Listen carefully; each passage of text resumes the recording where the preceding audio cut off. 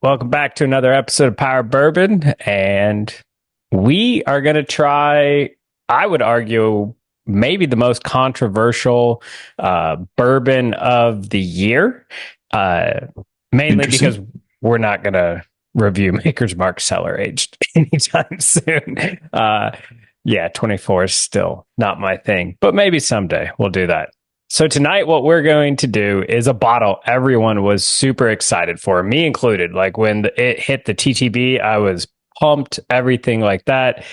Then I tried it, not as excited. But that is Old Granddad 16.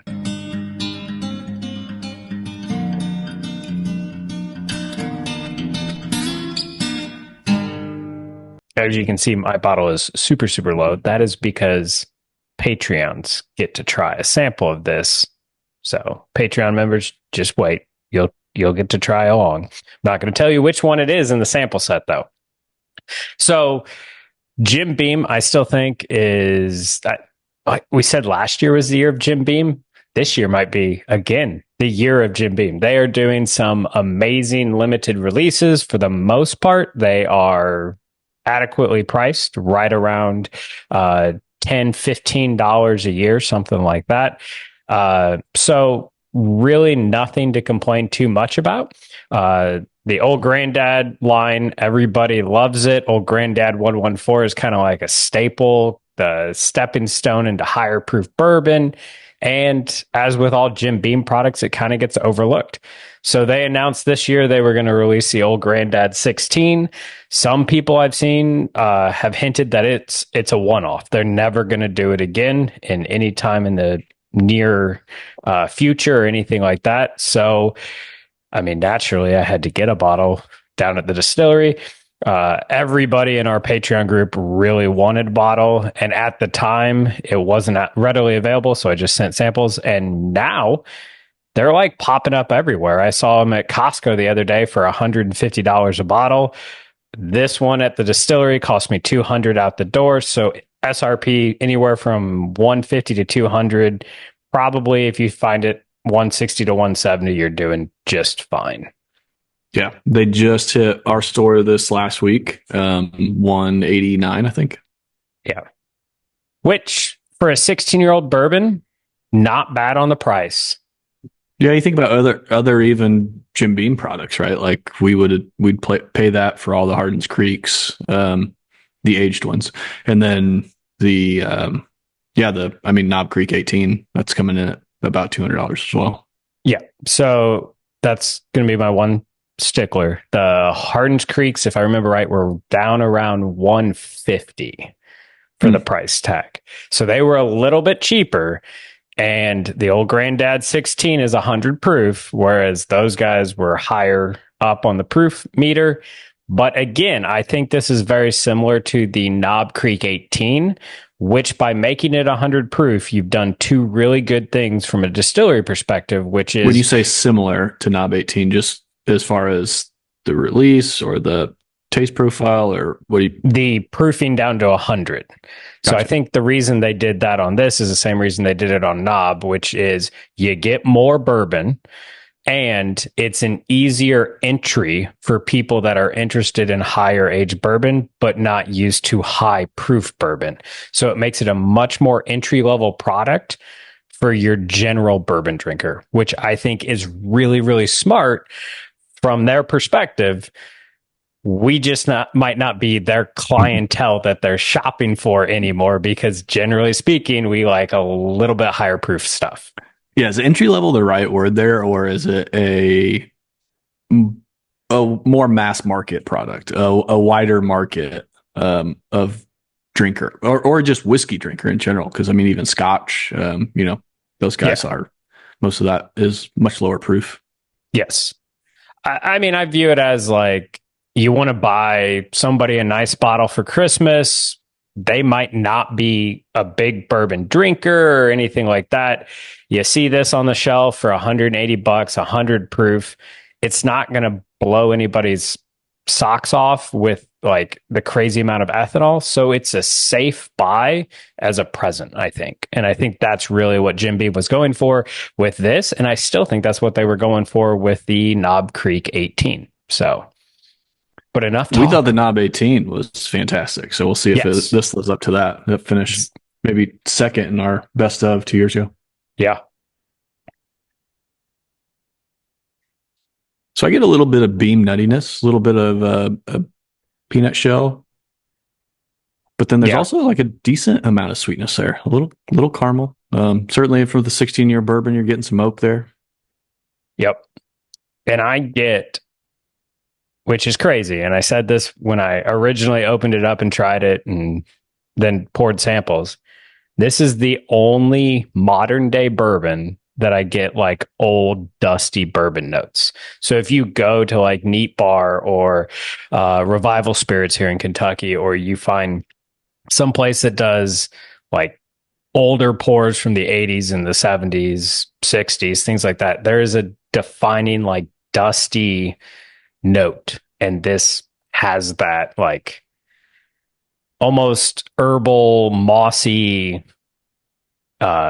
vintage book library notes to it, which is amazing. So impression of the nose was good. Like you could argue, like, is it a little subdued? I think there's a lot there though. So pleasant so far. Let's see what do you think about the palate? So it's 100 proof. It definitely comes in at that. There is a wateriness to it that I don't know. It's the bourbon notes are there, but I pick up on the water. I can tell it's been proofed down. Yeah, it's all like it's amazing. Like we talk about the waves in the palate and the flavors and how they and when they hit you, and it's just like, man, the water hits you right away. It's like that's all you get. The flavor is almost non-existent, and then I just get this drying oak, which I don't, I love oak, so it's really it's a bit single noted to me. Yeah, it's really just that drying oak, maybe a little bit of like a caramely sweetness, and then that just kind of fades through the finish. Like it's still drying even now. Yeah, it's super watery, and then a little bit of sweetness comes in, and then like you said, just oak, like, but an aged oak. It's not like we always go back to these guys. It's not like Nulu. You're not like honking on a piece of wood that just came out of the kiln. It's like an old, like if you've ever been in a rick house, it's the old dusty oak notes. And then you get a peppery build up for the end of the finish that I will say does stick around for a long time, but it's missing something in the middle. Like it's just, there's nothing. Yeah, it's not bad though. Like really that palate, if it just had something in that middle, like it continues. And again, this is kind of my taste profile as far as, a lot of oak. And it's like, if that's what you leave the palate and the finish with for me, like I'm probably going to be pretty happy. And we'll get into the rest of our overall assessment of this bourbon in a second. But just purely like if you gave me this pour, and you did actually. So since you gave me this pour, I'm quite happy with it. Like, yeah, I would say, what I think it reminds me the most of, which I can see why other people like it, but also why it's really divisive. Michter's 10. A great nose, missing some punch in the center, and then a decent finish. Like that is how we've always reviewed the Michter's products. And I mean, personally, I'm not a huge fan of them because again, they're expensive and everything like that. So yeah, I mean, it's been a while since I had the Michter's 10. I think I would like this more, but I'm sure you would because you're a sweet oak guy. And at least it's 10 points higher because if I remember right, Michter's 10 is like 90 proof or something. I think so. It's in the 90s. So I'll say my final piece opinion and then let you finish off, since this really is in your wheelhouse. And after I tried it, I was like, oh, I'm going to be enjoying seeing Chuck try this. I think it's a good bottle. I think it's a good representation of Jim Beam. I think it's something that is special. I want it at the $120, $130 price tag, because as it sits at the 160, 170, some places 180, 189.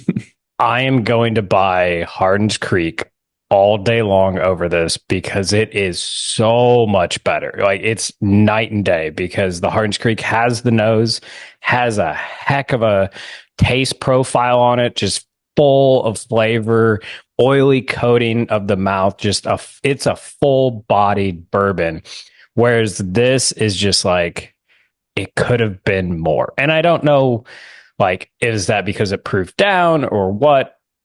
I don't know. Maybe it's because everything Jim Beam has done for their limiteds have been so amazing. I've got a way too high expectation for them, but I expected more. And that's just where I am.